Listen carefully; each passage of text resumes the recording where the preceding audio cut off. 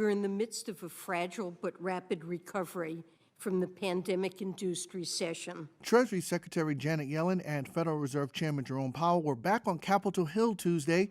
America's two top financial and economic leaders were supposed to be there to update the Senate Banking Committee on the economic rebound and the federal spending known as the CARES Act, which fueled it. But the hearing quickly turned to the looming deadline for Congress to raise the nation's borrowing limit and what would happen if it doesn't. America would default for the first time in history. The full faith and credit of the United States would be impaired, and our country would likely face a financial crisis and economic recession as a result.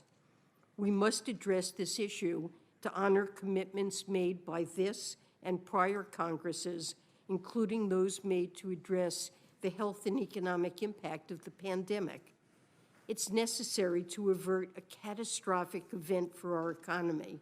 Yellen repeatedly tried to make clear that raising the debt limit was needed to pay the bills that were already accrued and warned the Treasury will run out of ways to do so on October 18th.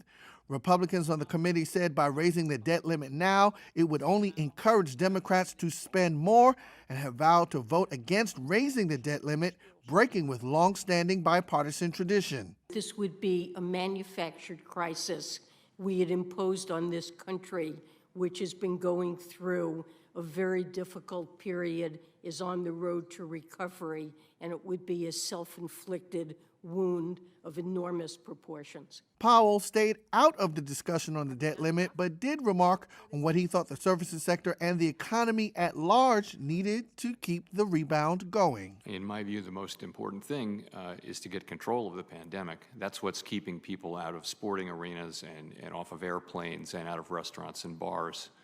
And we saw that very clearly in the August payroll report, where job creation in these industries had gone from very strong for several months to zero in August. So it's really all about, at this point, getting the Delta variant and really, frankly, getting vaccination and immunity up higher. Both will be back on Thursday to testify before the House Financial Services Committee.